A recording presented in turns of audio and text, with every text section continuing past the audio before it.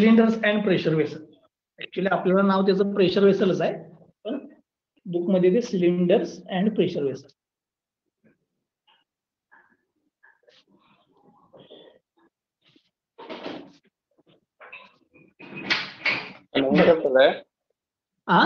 Naveen unit cylinder and pressure vessel. जसं आपण gear topic बघितलं होतं अवघड, ठीक आहे, तसा ह्या सब्जेक्ट मधला हा दुसरा अवघड टॉपिक आहे. जरा समजून घेतलं तर सोपा आहे, ठीक आहे, पण हे जी थिअरी, हे जी डेरिव्हेशन जरासं अवघड आहे, पण प्रॉब्लेम सोडवायला मग तसं रिलेटिव्हली सोपे आहे. ठीक आहे, बघा सिलेंडर्स अँड प्रेशर वेसल. मी पहिल्यांदा ह्या सिलेंडर पासून चालू करणार आहे आणि ह्या सिलेंडरचा सब टाईप म्हणजे प्रेशर वेसल असतो. सिलेंडरचा सब टाईप म्हणजे प्रेशर वेसल असतो. मी याच्याकडे नंतर येणार आहे. पहिल्यांदा आपण सिलेंडर शिकूया आणि सिलेंडर सगळे संपले की मग त्याचा सब टाईप म्हणजे प्रेशर वेसल शिकूया. ठीक आहे, पण ऍक्च्युली तुमच्या सिलेबसला जरी प्रेशर वेसल म्हटलं असलं तरी ते सिलेंडर अँड प्रेशर वेसल आहे, सगळंच आहे. ठीक, आता पहिल्यांदा तुम्ही सिलेंडर भरपूर ठिकाणी बघितलं असेल. ठीक आहे, तर सिलेंडर म्हणजे काय? सिलेंडर म्हणजे काय? म्हणजे तुम्हाला सिलेंडर म्हटल्यानंतर सगळ्यात पहिल्यांदा तुमच्या डोळ्यासमोर एक गोष्ट आली असेल ती म्हणजे तुमचं घरगुती गॅस सिलेंडर, बरोबर? की तुमच्या घरात म्हणजे डोळ्यासमोर पहिली जी गोष्ट आली असेल ती. मग सिलेंडर म्हणजे काय?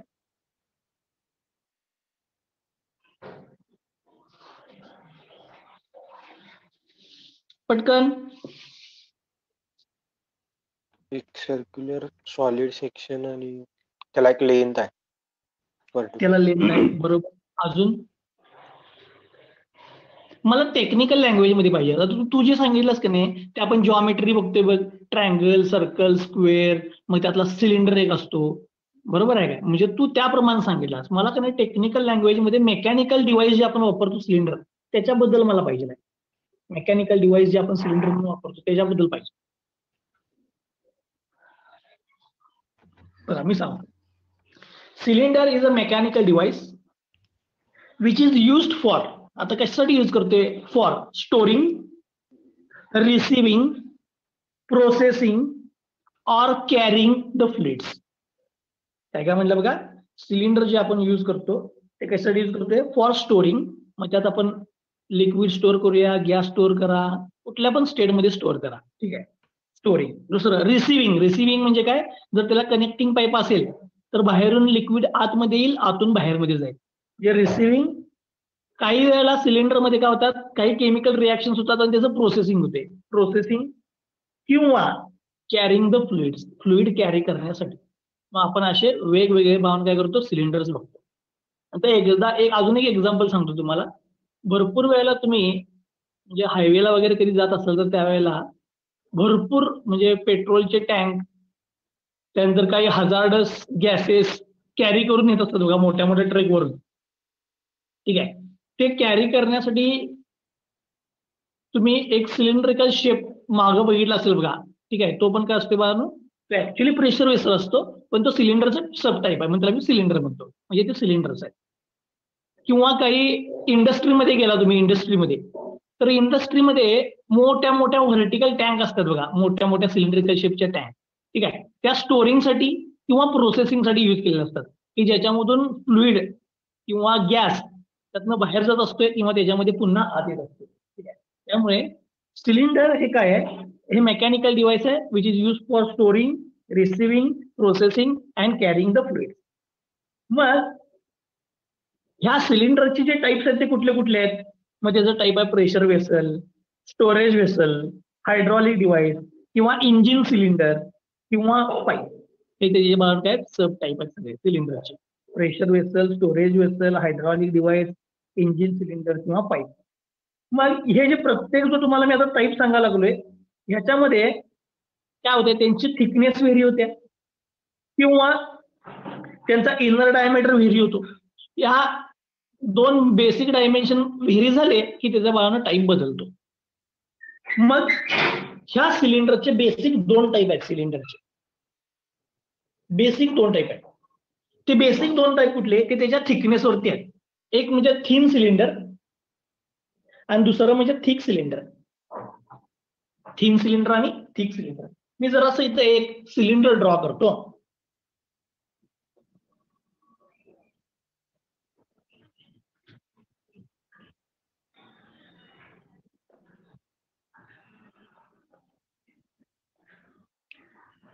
मी एक सिलेंडर ड्रॉ केले.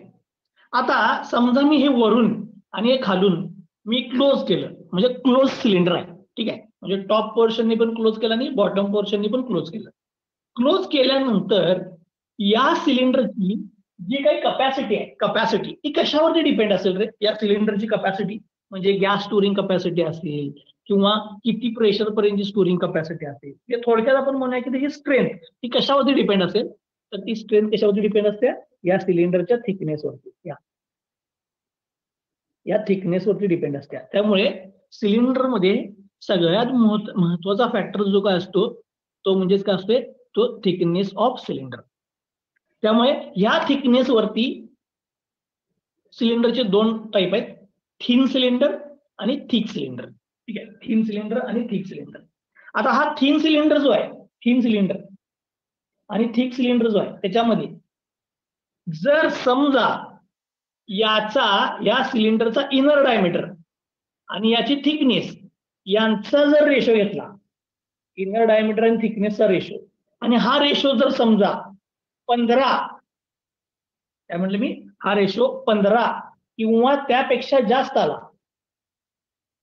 सॉरी त्यापेक्षा कमी आला, तर त्याला म्हणतात थिन सिलेंडर. म्हणजेच inner diameter is 15 times the thickness. आता मी इथे 15 टाइम्स तुम्हाला सांगितलंय, म्हणजे इनर डायमीटर जो आहे तो थिकनेसच्या 15 टाइम्स पेक्षा काय असायला पाहिजे, जास्त असायला पाहिजे. तर त्याला काय म्हणायचं आपण, थिन सिलेंडर. थिक सिलेंडर म्हणजे काय, याचा इनर डायमीटर, या सिलेंडरचा इनर डायमीटर आणि थिकनेस यांचा रेशो जर समजा 15 किंवा त्यापेक्षा कमी आला, हा रेशो 15 किंवा त्यापेक्षा कमी आला, तर याला म्हणायचं थिक सिलेंडर. म्हणजे थोडक्यात त्यावेळेला थिकनेस वाढलेली असते, थिक सिलेंडर. आणि या केसमध्ये थिकनेस काय असते, एकदम कमी असते, त्याला म्हणतात थिन सिलेंडर. म्हणून हा रेशो 15 किंवा त्यापेक्षा जास्त असेल तर थिन सिलेंडर, 15 पेक्षा कमी असेल तर थिक सिलेंडर. आता ह्या दोन केसमध्ये मी इथे 15 ही जी तुम्हाला व्हॅल्यू सांगितली आहे, ही काही पुस्तकांच्या मध्ये 15 to 20, 15 to 20 ही व्हेरी होते. म्हणजे काही पुस्तकांच्या मध्ये असं लिहिलंय, DI डिवाइड बाय टी म्हणजे inner diameter divide by thickness should be greater than 20 लिहिले. ठीक आहे, आणि DI divide by T should be less than 15 लिहिले. ठीक आहे, आता काही पुस्तकांच्या मध्ये 20 आहे, काही पुस्तकांच्या मध्ये 15 आहे. ते ऍक्च्युअली ती रेंज आहे 15 ते 20. ठीक आहे, मग आपण असं कन्सिडर करूया की एक 20 कन्सिडर करूया. 20 पेक्षा जास्त असेल तर 3, 20 पेक्षा कमी असेल तर 3. पण ह्या ज्या तुम्हाला मी व्हॅल्यू दिल्यात 15, ह्या तुम्हाला भंडारीच्या पुस्तकातल्या मी व्हॅल्यू दिलेल्या आहेत. ठीक आहे, म्हणून सांगताना मी तुम्हाला सगळं सांगितलं, 15 येईल, 20 येईल. काही पुस्तकाप्रमाणे ते व्हेरी होते, पण ते 15 ते 20च्या मध्ये आहे, त्याच्या कमी नाही, त्याच्यापेक्षा जास्त नाही. ठीक आहे, so if the ratio of inner diameter to thickness is greater than 15, then that cylinder is thin cylinder. And if the ratio is greater than 15, sorry, less than 15, then that is the thick cylinder. आता मी हे दोन जे तुम्हाला type सांगितले, या दोन type मध्ये सगळा आपल्याकडे हा पूर्ण सब्जेक्ट आहे. हा पूर्ण सब्जेक्ट म्हणजे सिलेंडरचं डिझाईन करणार मी, थिन सिलेंडरचं किंवा थिक सिलेंडरचं. थिन सिलेंडरचं करणार किंवा थिक सिलेंडरचं करणार. पण थिक सिलेंडरकडे जायच्या अगोदर तुम्हाला हे थिन सिलेंडरचं डिझाईन तुम्हाला पहिल्यांदा बघायला लागते. आणि त्या थिन सिलेंडरचं डिझाईनचा अजून एक सांगतो, जर तुमचं कोण गेट वगैरे जर एक्झाम देणार असेल तर हे ह्याच्यावरती क्वेश्चन येणार थिन सिलेंडरवर. ठीक आहे, पण थिक सिलेंडर जायच्या अगोदर थिन सिलेंडरचं डिझाईन तुम्हाला माहिती असायला पाहिजे. डिझाईन एकदम सोपं आहे. थिन सिलेंडरचं डिझाईन 2 दिवसात संपेल, आज आणि उद्या. ठीक आहे, मे बी 1-2 प्रॉब्लेम पण होतील एकदम छोटे छोटे, पण तुम्हाला पेपरला जे पडणार आहे, पेपरला ते थिक सिलेंडर पडणार. ठीक आहे, मग मला सिलेंडरचे 2 टाईप कळले, थिकनेस वरती डिपेंड आहेत, एक थिन सिलेंडर आहे, एक थिक सिलेंडर आहे. आता हे जे थिन सिलेंडर आहे, थिन सिलेंडर, या थिन सिलेंडरचं डिझाईन बघूया. पण डिझाईन बघण्याआधी मला काय माहित असायला पाहिजे, या सिलेंडरमध्ये नक्की स्ट्रेसेस कुठले जनरेट होतात. जर स्ट्रेसेस तुम्हाला माहित असतील सिलेंडरमध्ये कुठले जनरेट होतात, तर तुम्ही त्याप्रमाणे त्याचं डिझाईन करू शकता. ठीक आहे, त्यामुळे आपण बघणार आता स्ट्रेसेस इन सिलेंडर.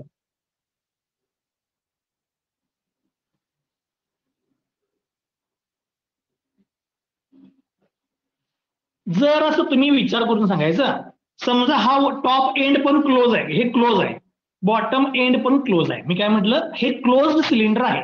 आत मी काहीतरी प्रेशरनं गॅस फिल केलाय असं इमॅजिन करा, काहीतरी प्रेशरनं आत मी गॅस फिल केलाय असं इमॅजिन करा.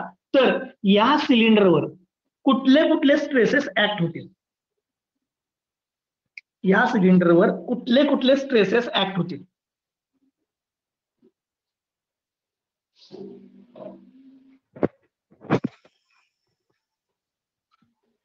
कॉम्प्रेस कॉम्प्रेस होईल का टेन्शन मध्ये जाईल? बघा जरा व्यवस्थित विचार करून सांगा. मी याच्यामध्ये गॅस फिल केला, वरचा एंड खालचा एंड मी जर बंद केला तर हे कॉम्प्रेस होईल का टेन्शन मध्ये जाईल, काय होईल? बरं, मी तुम्हाला इथे 2 फिगर दाखवतो, मग त्याप्रमाणे तुम्ही सांगा. मी ह्याचा फक्त क्रॉस सेक्शन ड्रॉ करतो. हिचा क्रॉस सेक्शन असा, हा क्रॉस सेक्शन आहे याचा.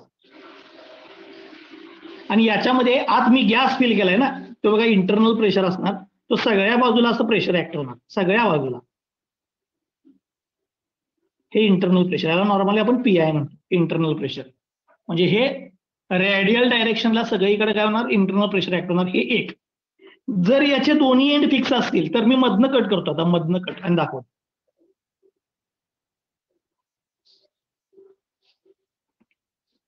हे सिलेंडर व्हर्टिकल सिलेंडर आहे, मधनं कट केलं की तुम्हाला असं दिसेल. याचा वरचा एंड मी क्लोज केलाय म्हणून मी याला हॅचिंग करावले. ठीक आहे, म्हणजे बरोबर मधनं कट केलं तर हे असं दिसेल. आणि याच्यामध्ये प्रेशर सगळ्या डायरेक्शनला ऍक्ट होणार. प्रेशर म्हणजे वर पण ऍक्ट होणार आणि हे रेडियल डायरेक्शनला म्हणजे साईड वॉलवर ऍक्ट होणार प्रेशर. आता सांगा मला याच्यामध्ये कुठले कुठले स्ट्रेसेस जनरेट होतील? ह्या स्ट्रेसेस वरती सगळा सब्जेक्ट आहे हा टॉपिक पूर्ण सिलेंडरचा. ह्या पूर्ण स्ट्रेसेस वरती आहे. एक्सेल सांगा, ऍक्सियल येणार अजून? ठीक आहे, काय आहे मी जरास मी सांगतो बघा, इम्पॉर्टंट आहे. एक प्रश्न आहे माझा. ही सिलेंडरची लेंथ आहे अशी अशी, बरोबर आहे ना? अशी हाईट म्हणजे लेंथ आहे ना त्याची. अलॉंग द लेंथ याची लेंथ वाढेल का अशी? अलॉंग द लेंथ याची इलॉंगेशन होईल का? नाही, होणार नाही. हे बघा की इथं प्रेशर आहे की, इथं फोर्स आहे की, इथं पण आहे, बरोबर आहे ना? गॅस भरला तो वरच्या वॉलवर पण अप्लाय होणार, खालच्या वॉलवर पण अप्लाय होणार. म्हणजे हे सिलेंडर आहे, ह्यात गॅस भरला, इथं वरती मी क्लोज केले तर गॅस आतनं इकडे अप्लाय होणार की फोर्स, म्हणजे याला बाहेर जायला बघणार. तसंच खालच्या बाजूला इकडे जायला बघणार का नाही ह्या दोन्ही एंडला? होणार. इकडे प्रेशर ऍक्ट झालं तर हे असं ओढायला बघणार का नाही? सिंपल प्रश्न आहे. बघणार की म्हणजे काय व्हायला पाहिजे? अलॉंग द लेंथ काय व्हायला पाहिजे? तो इलॉंगेट व्हायला पाहिजे, असा बरोबर. म्हणजे असं व्हायला पाहिजे, कारण की हे क्लोज एंड आहे. म्हणजे खालच्या एंड वरती पण प्रेशर ऍक्ट होणार, वरच्या एंड वरती पण प्रेशर ऍक्ट होणार, आणि याची लेंथ वाढायला पाहिजे. मग लेंथ वाढायला लागले याचा अर्थ ही बाहेरचं जे मटेरियल आहे, बाहेरचं बॉडी जे आहे, त्या बॉडीमध्ये ह्या ऍक्सियल डायरेक्शनला स्ट्रेस जनरेट होतोय. लेंथ वाढते, त्याला म्हणायचं लॉन्जिट्युडनल स्ट्रेस. त्याला काय म्हणायचं? Longitudinal stress. रेडियल पण होणार. एक मिनिट सांगतो. लॉन्जिट्युडनल स्ट्रेस, आता हा लॉन्जिट्युडनल स्ट्रेस कसा आला? Along the length. आता तुझ्याकडे येतो बा, तू काय म्हणलास? रेडियल. हे रेडियल आहे बघ इकडे. रेडियल म्हणजे काय? सेंटरपासून आउटवर्ड. सेंटरपासून आउटवर्ड म्हणजे काय? अगोदर एवढी रेडियस होती, आतनं प्रेशर ऍक्ट झालं की असं मोठं होणार, बरोबर आहे काय? रेडियल डायरेक्शनला अशी लेंथ वाढणार, बरोबर आहे? बरोबर. म्हणजेच हा लॉन्जिट्युडनल झाला. यानं सांगितल्याप्रमाणे रेडियल स्ट्रेस. रेडियल स्ट्रेस म्हणजे काय?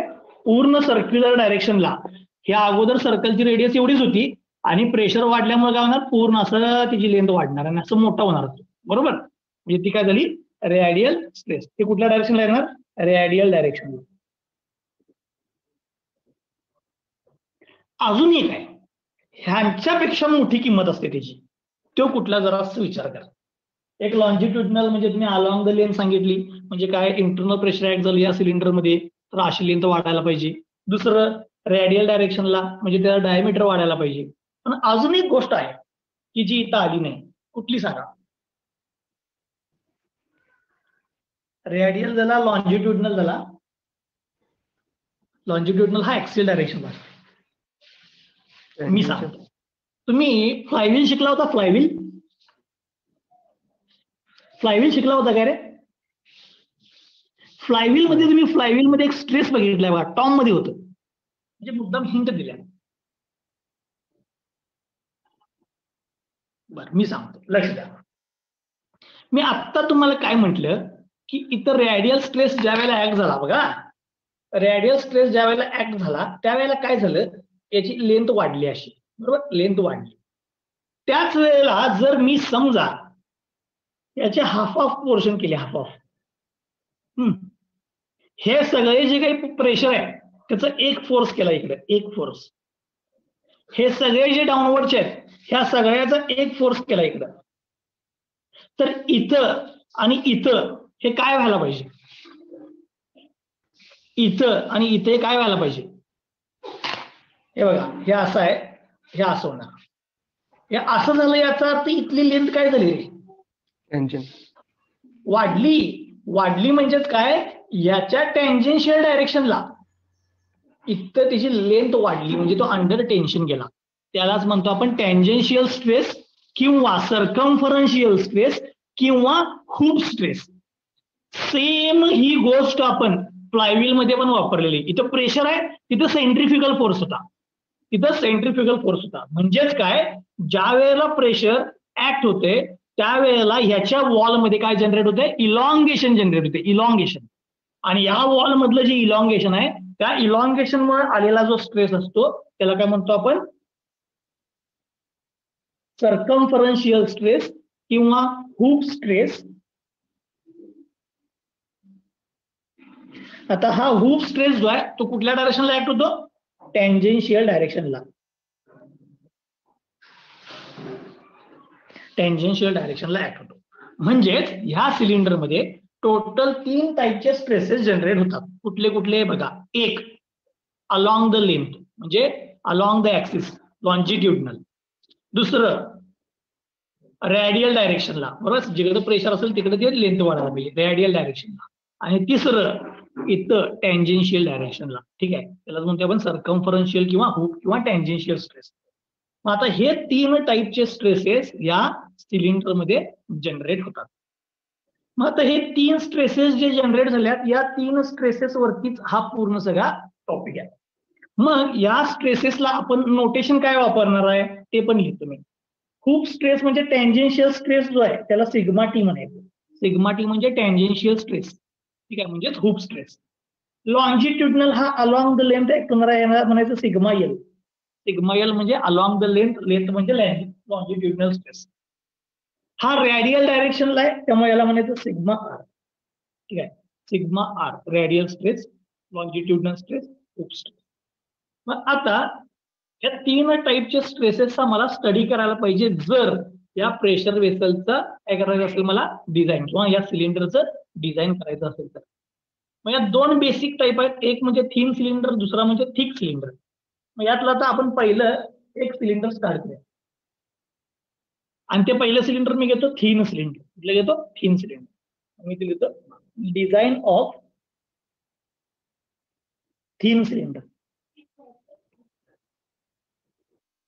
ऍक्च्युअली मध्ये तुम्हाला पेपरमध्ये थिन सिलेंडरवरती तशा काही गोष्टी विचारणार नाहीत, पण थिक सिलेंडरला पुढे जायचं असेल तर काही गोष्टी माहित असायला पाहिजे थिन सिलेंडरच्या. ठीक आहे, आता थिन सिलेंडर याचा अर्थ काय, ही जी थिकनेस आहे की नाही, ही थिकनेस ही एकदमच कमी असते, एकदमच कमी. आता ज्या वेळेला इथली थिकनेस कमी होते त्यावेळेला आतमध्ये असलेल्या प्रेशरची व्हॅल्यू पण काय असायला पाहिजे रे,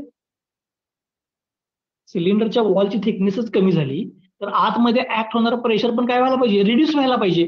म्हणजेच थोडक्यात काय की थिन सिलेंडर जे आहेत हे लोअर प्रेशरला युज करतात आणि थिक सिलेंडर जे आहेत ते हायर प्रेशरला युज करतात.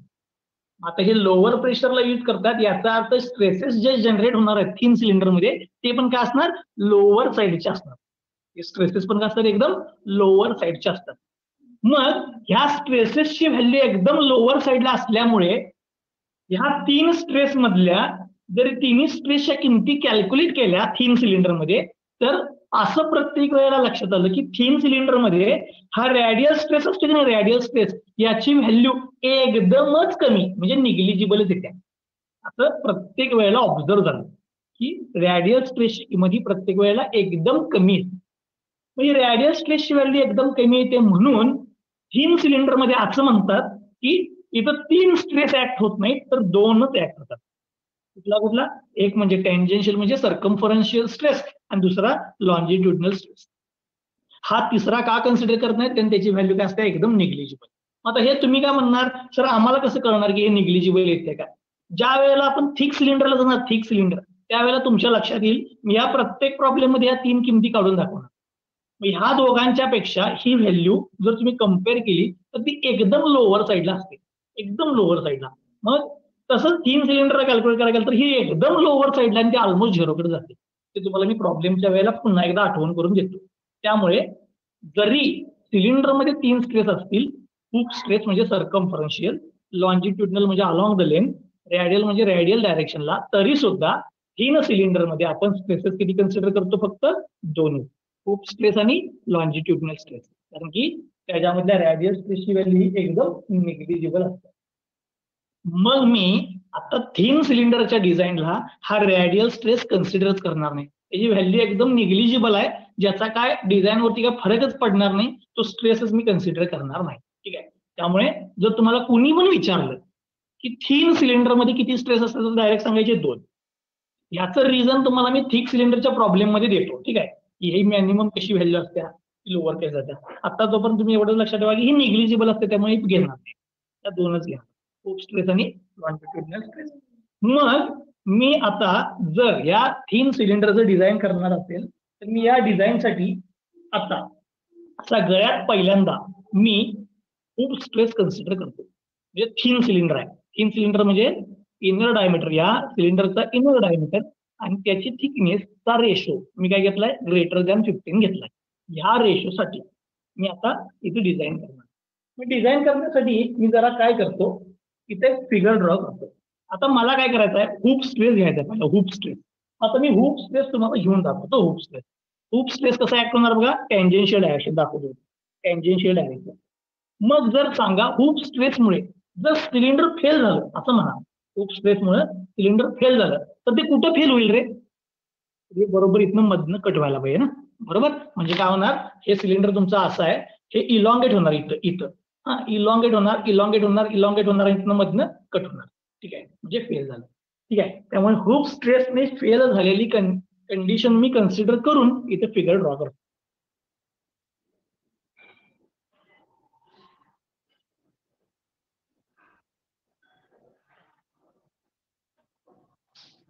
बघा मी सिलेंडर दाखवले अर्ध, कट झालेला खालचा पार्ट इकडे दाखवतो.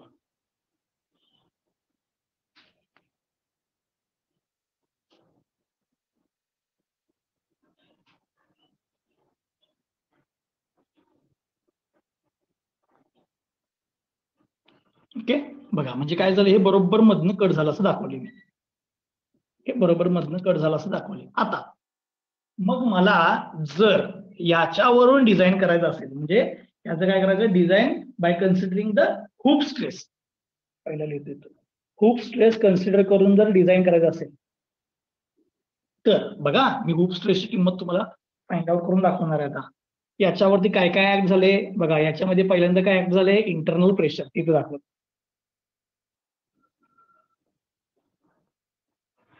Internal pressure. याच्यामध्ये इंटरनल प्रेशर ऍक्ट झाले. इथून इथपर्यंतचा डायमीटर हा म्हणजे त्याचा इनर डायमीटर आहे. इथून इथपर्यंतची थिकनेस आहे, थिकनेस, आणि ही त्याची लेंथ आहे असं कन्सिडर करा. ही त्याची लेंथ आहे. ठीक आहे. सेम प्रेशर असं खाली पण ऍक्ट होणार आहे. मी फेल झाल्यानंतरच दाखवलंय कंडिशन.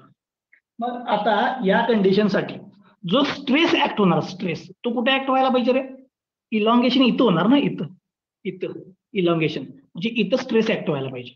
म्हणजे स्ट्रेस इथं आहे बघा, हा इथंचा स्ट्रेस आहे. कुठला स्ट्रेस आहे तो? टँजेन्शियल म्हणजे सर्कम्फरन्शियल स्ट्रेस आहे. टँजेन्शियल म्हणजेच सर्कम्फरन्शियल स्ट्रेस आहे.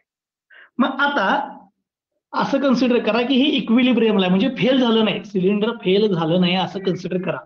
तर फेल झालं नाही तर की हा स्ट्रेस आणि हे प्रेशर यांचे फोर्सेस हे काय असायला पाहिजे, इक्विलिब्रियमला असायला पाहिजे. काय म्हटलं बघा मी, इथं वॉलमध्ये स्ट्रेस जनरेट होणार कारण इथं फेल्युअर होणार, म्हणजे इथं स्ट्रेस जनरेट झालाय, याच्यावरती इथं इंटरनल प्रेशर ऍक्ट व्हायला लागले. मग या कंडिशनला इथं जर इक्विलिब्रियम असेल तर ह्या प्रेशरचा फोर्स आणि ह्या स्ट्रेसने जनरेट केलेला अपोजिंग फोर्स हे दोन्ही काय असायला पाहिजेत, सेम असायला पाहिजेत. म्हणून मी लिहितो for equilibrium condition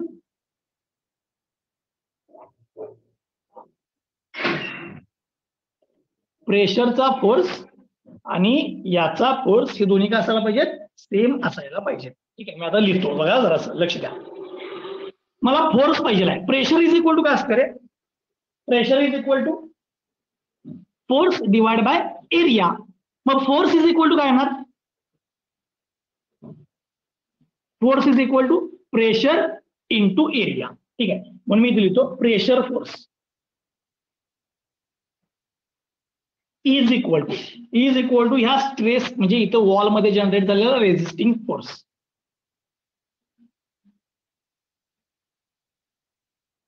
pressure force काय येणार, प्रेशर इंटू एरिया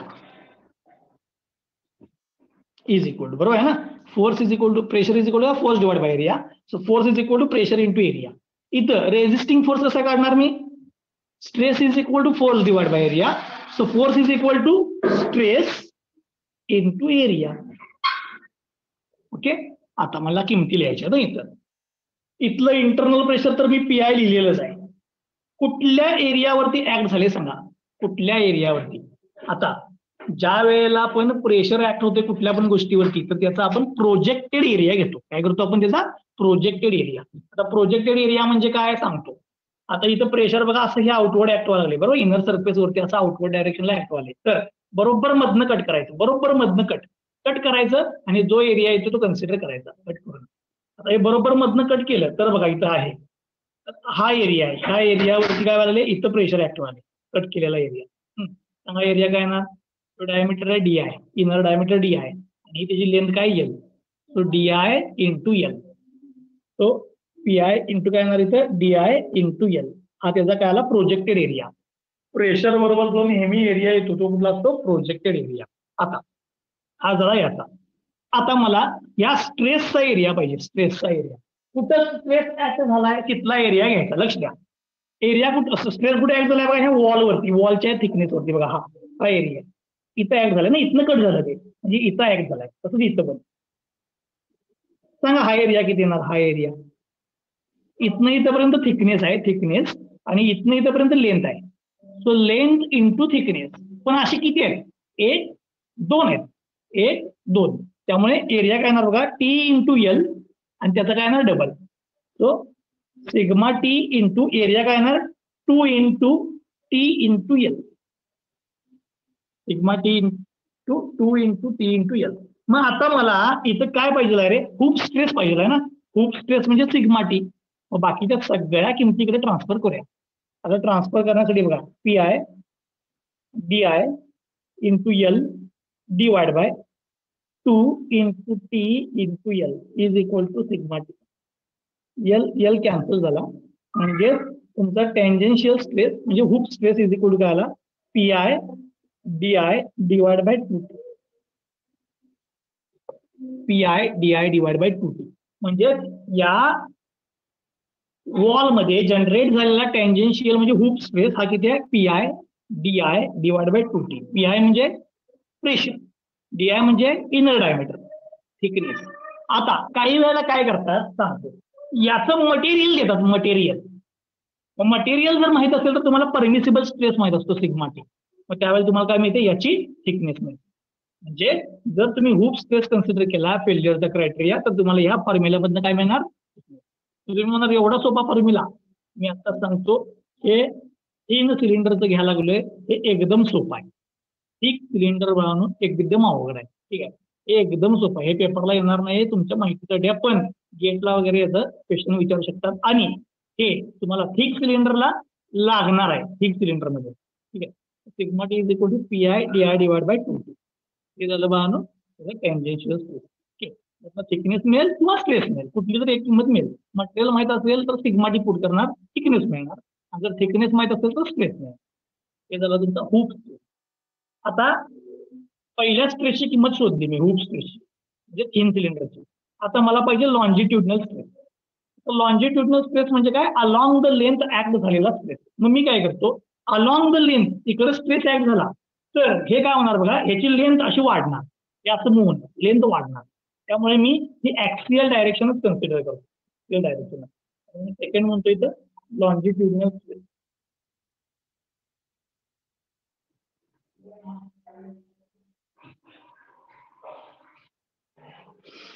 त्यासाठी मी फिगर जी ड्रॉ करणार आहे ती अलॉंग द ऍक्सिसची कन्सिडर करणार आहे, अलॉंग द ऍक्सिस.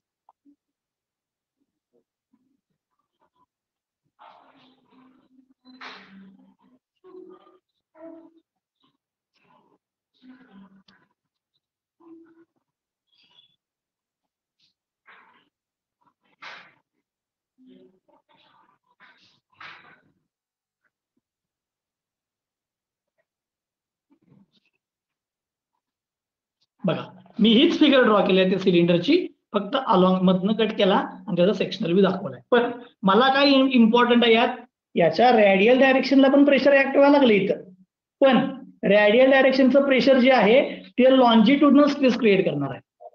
मला सॉरी ते सर्कम्फरन्शियल स्ट्रेस क्रिएट करणार आहे. मला पाहिजे आहे ऍक्सियल स्ट्रेस क्रिएट करणार, म्हणजे हे प्रेशर पाहिजे अलॉंग द बाहेरची जे क्लोज केलेलं वॉल आहे की नाही तिथलं प्रेशर पाहिजे मला, हे इम्पॉर्टंट आहे माझ्यासाठी. आता हा त्याचा आहे इनर डायमीटर, ही त्याची लेंथ आहे आणि ही त्याची थिकनेस आहे. ओके, आता मग मला सांगा ह्या वॉलमध्ये हे प्रेशर ऍक्ट झाल्यामुळे असं जे मूव्ह होणार, ह्या वॉलमध्ये जनरेट झालेला स्ट्रेस पाहिजे आहे.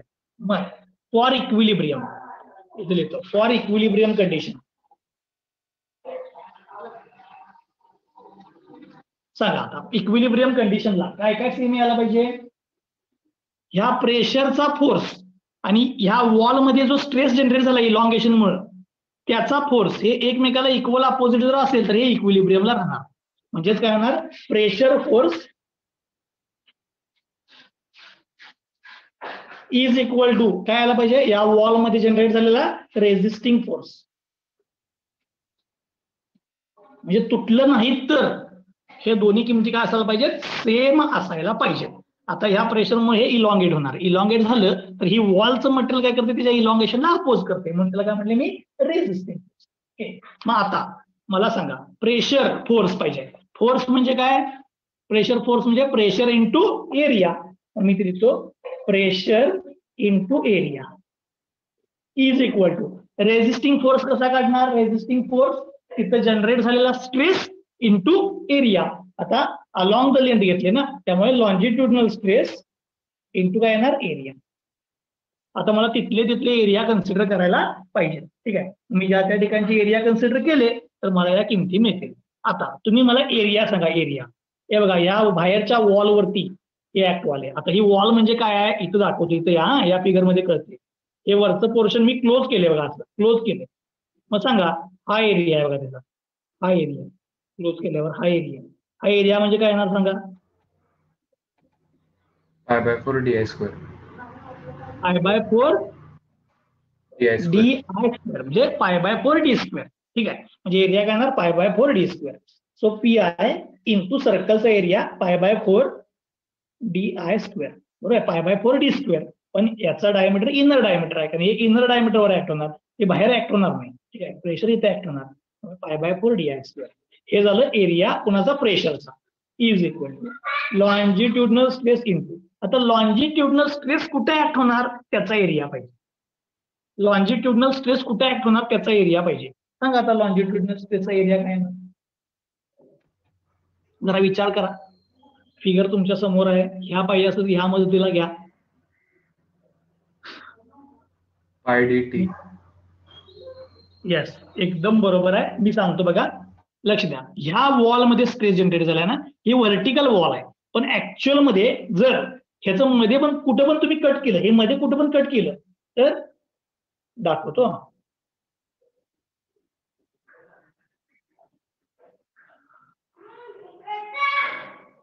मध्ये कुठं पण कट केलं मी एक कुठं पण, तर हा एरिया आहे ज्या एरियावरती ही लेंथ वाढायला लागली बघा आणि त्याच्यामुळे इथं ते फेल होणार. मग हा मला काय पाहिजे, एरिया पाहिजे. हा एरिया कसा काढायचा, याचा काय करायचा, circumference into thickness. Circumference into thickness करायचा. सर्कम्फरन्स म्हणजे पायडी इंटू थिकनेस म्हणजे टी. बरोबर आहे. So circumference, inner circumference pi d into t. पण याची किंमत काय येणार, पाय डी आय येणार का, इनर डायमीटर तिथे आला पाहिजे. तो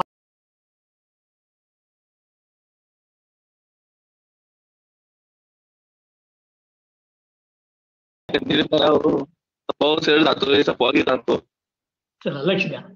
आता इथं मी प्रेशर फोर्स बघा कसा घेतला, प्रेशर इंटू ज्या एरियावर टॅग झाले म्हणजे हा वरचा एरिया, हा एरिया घेतला सर्कलचा एरिया, इंटू हे मध्ये कट होणार म्हणजे मी याचा एरिया घेतला, सर्कम्फरन्स इंटू त्याची थिकनेस. ठीक आहे. सो सर्कम्फरन्स पाय डी आय इंटू थिकनेस. आता याच्यामध्ये मला पाहिजे सिग्मा एल लॉन्जिट्युडनल, बाकी सगळ्या व्हॅल्यूज इकडे आपण शिफ्ट करूया. So p I into pi D I square divide by हा 4 आणि हे इकडच्या सगळ्या व्हॅल्यू इकडे घेतो, pi D I into T is equal to sigma L longitudinal. हे सगळ्या इकडे घेतो. काय काय कॅन्सल होईल बघा, पायला पाय कॅन्सल होईल, एका डी आय ला हा डी आय कॅन्सल होईल. जे राहिलं काय, sigma L is equal to P I into इथे एक डी आय राहिला बघा, D I divide bye 4t. म्हणजे लॉन्जिट्युडनल स्ट्रेसची किंमत किती असते, P I D I divide bye 4t. आता जरा विचार करा, हा लॉन्जिट्युडनल स्ट्रेस म्हणजे अलॉंग द लेंथ, हा टेंजेन्शियल स्ट्रेस. ठीक आहे, म्हणजे along the tangential direction.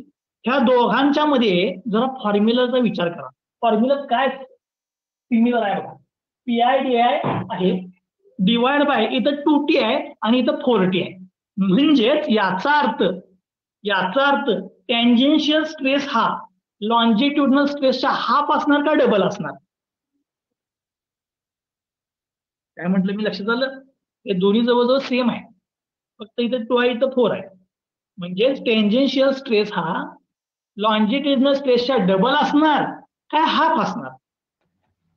Half. Double असणार. डबल असणार. डबल. मी इथे म्हणतो बघा नाव, मी जरा असं मुद्दाम रेशो घेतो, sigma T divide by sigma L यांचा रेशो घेतो. Tangential stress divide by longitudinal. पहिला टेंजेन्शियल स्ट्रेसची किंमत घेतो, P I D I divide by 2t divide by longitudinal P I D I divide bye 4t. हे बघा, या पी आय ला हा पी आय गेला, डी आय ला डी आय गेला, या 2 ला इथे 2 राहिलं, या टी ला टी गेला.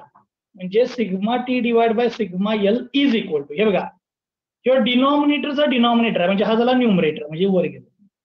हे डिनॉमिनेटर मध्ये आहे ना, डिनॉमिनेटरचा डिनॉमिनेटर हे झालं न्यूमरेटर. तो sigma T is equal to 2 times sigma L.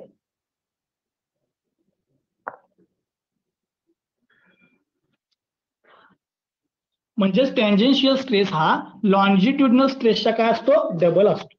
Tangential stress हा लॉन्जिट्युडनल स्ट्रेसच्या डबल असतो. ठीक आहे. त्यामुळे तुम्हाला कोण पण म्हणलं की सिलेंडर कुठल्या स्ट्रेसमुळे फेल होते, म्हणजे जर सिलेंडर फेल झालं तर कुठल्या स्ट्रेसमुळे फेल होते, तर तो स्ट्रेस कुठला, फेल्युअरचा स्ट्रेस टेंजेन्शियल आहे. ठीक आहे, कारण की टेंजेन्शियलची किंमत ही नेहमी लॉन्जिट्युडनलच्या डबल असते. हे तुम्हाला कायम मी विचारत राहणार कुठं, थिक सिलेंडर मध्ये, आणि तुम्हाला त्यावेळेला हेच उत्तर सांगायचं आहे की टेंजेन्शियल स्ट्रेस हा नेहमी काय असते, फेल्युअरचा स्ट्रेस असतो की ज्याच्यामुळे हे सिलेंडर फेल होणार. म्हणजेच काय, हे सिलेंडर कधी पण लेंथ वाढून फेल होत नाही, तर हे असं वॉल मधून टेंजेन्शियल स्ट्रेस मधून फेल होते. जर फेल झालं तर समजलं सगळ्यांना. आता मी या केसमध्ये मी नॉर्मली तुम्ही सिलेंडर जे फॉर्म करताय की नाही, त्यावेळेला 2 सिलेंडर म्हणजे हे एक सर्कल आहे, हे जॉईन करण्यासाठी तुम्ही ते एक वेल्ड मारता बघा. आता वेल्ड बरोबर आहे काय, तुम्ही घरात सिलेंडरला बघितलं असेल तर तो जो वेल्ड असतो की नाही, वेल्ड, नॉर्मली सिलेंडर हे वेल्डच्या ठिकाणी फेलतात, वेल्डच्या ठिकाणी. का, कारण की वेल्ड हा वीक असतो त्या सगळ्यांच्यात, वेल्ड. त्यामुळे फेल झालं तर ते वेल्डच्या ठिकाणी फेल होतं. म्हणून आपल्याला त्या वेल्डची स्ट्रेंथ किती आहे ती पण कन्सिडर करायला लागते. ती कशी कन्सिडर करायची ते मी उद्या प्रॉब्लेम घेणार आहे, याचाच प्रॉब्लेम त्या प्रॉब्लेम मध्ये दाखवणार आहे. छोटे छोटे प्रॉब्लेम असतील एकदम. ठीक आहे, म्हणजे तुमचं थिन सिलेंडर एकदा तुम्हाला समजलं की मग आपण सगळ्यात महत्वाचं पार्ट म्हणजे थिक सिलेंडरकडे जाऊया. आता मी इथं थांबणार आहे आज. आज काय बघितलं बघा आपण, सिलेंडर म्हणजे काय, मेकॅनिकल डिव्हाइस कशासाठी यूज करते, for storing, receiving, processing and carrying the fluid. ठीक आहे. मग सिलेंडरचे बेसिक 2 टाईप, थिक सिलेंडर आणि thin cylinder. DI divide by T चा रेशो जर ग्रेटर दॅन 15 असेल तर तो थिन सिलेंडर आहे, लेस दॅन 15 असेल तर तो थिक सिलेंडर. याच्यामध्ये 3 बेसिक स्ट्रेसेस ऍक्ट होतात. खूप म्हणजे टँजेन्शियल डायरेक्शनला, लॉजिट्युडनल म्हणजे अलॉंग द लेंथ आणि रॅडियल डायरेक्शनला. पण ज्यावेळेस तुम्ही थिन सिलेंडर घेता त्यावेळेला रॅडियल डायरेक्शनच्या स्ट्रेसची व्हॅल्यू एकदम निग्लिजिबल असते, त्यामुळे ते आपण कन्सिडर करत नाही. मी हुप स्ट्रेस, टँजेन्शियल स्ट्रेस घेतला, दाखवलं टँजेन्शियल डायरेक्शनला फेल झाले, त्यातनं इक्विलिब्रियम घेऊन तुम्हाला मी सिग्मा टीची किंमत दाखवली. तसंच लॉन्जिट्युडनल डायरेक्शनला फेल झाल्याचं कन्सिडर केलं, इक्विलिब्रियम कंडिशन घेतली, त्याच्यावर मी सिग्मा याची किंमत काढली आणि ह्या दोघांचं कंपॅरिझन दाखवलं. ठीक आहे. हे पेपरला कुणी विचारणार नाही, पण हे लई इम्पॉर्टंट. ठीक आहे. आता याच्यावरती गेटला क्वेश्चन असतो, एखादा प्रॉब्लेम किंवा क्वेश्चन. आता तुम्हाला मी जसं सांगितलं, tangential stress is 2 times the longitudinal stress, असे वगैरे तुम्हाला क्वेश्चन गेटला वगैरे जर तुम्ही बसला तर हे येऊ शकतात. ठीक आहे. आता जर तुम्हाला काय डाऊट असेल तर बाळांनो विचारा. मग आपण उद्या भेटूया. फक्त जरा सांगतो उद्याचं टायमिंग